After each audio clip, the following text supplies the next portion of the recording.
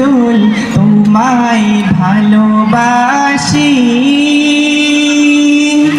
অন্তরে শুধুই মুখে না জান্নাতের আশায় নয় হে রসুল জাহান্নাম কেউ ডরি না জান্নাতের আশায় নয় হে রসুল জাহান্নাম কেউ ডরি না।